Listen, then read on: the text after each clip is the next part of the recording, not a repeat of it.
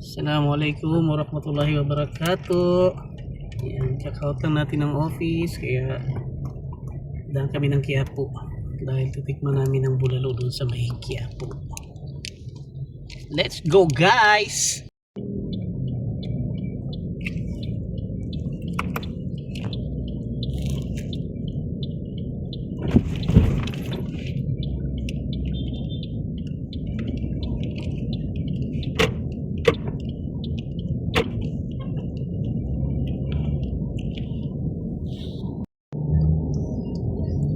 Ayan na nga guys, nandito na tayo sa Mendiola. Papalapit na po tayo sa bulaluan dito sa may Quiapo. So inshallah matitikman natin yung masarap nilang bulalo.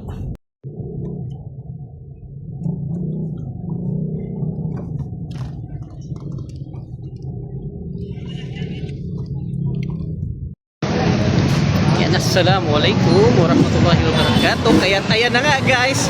Asray, siya ka man. Ay.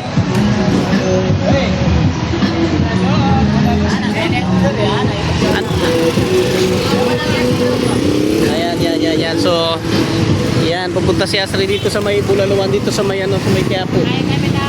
Yan. Yan yung bulaluan, Mr. Bulalo. Doon sa kanina to.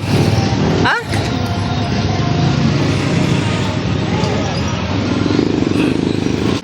Ano pinipila mo dyan? Ano pinipila mo dyan? Bulalo. Ha? Bagyo. Ayan si Asri oh. Taglamig, kailangan talaga ng may dahil nilamig kami kagabi.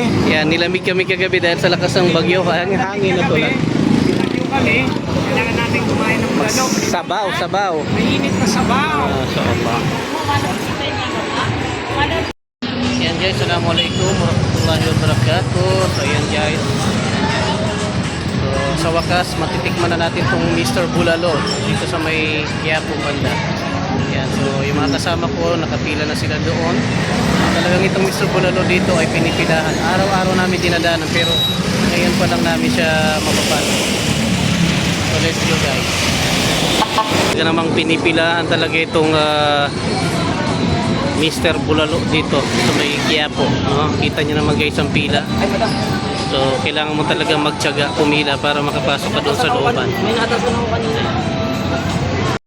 Ayan guys, talaga namang pinipilaan talaga itong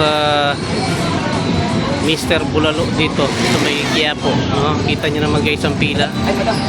So kailangan mo talaga magtiyaga, pumila para makapasok ka doon sa looban. So yan guys, yung proseso ng kanilang bulalo.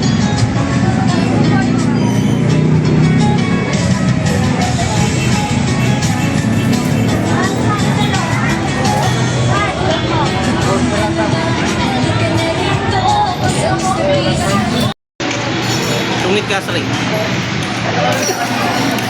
Si Asri barat.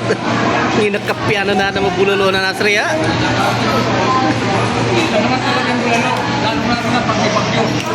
Sarap umigop ng mainit na sabaw, no?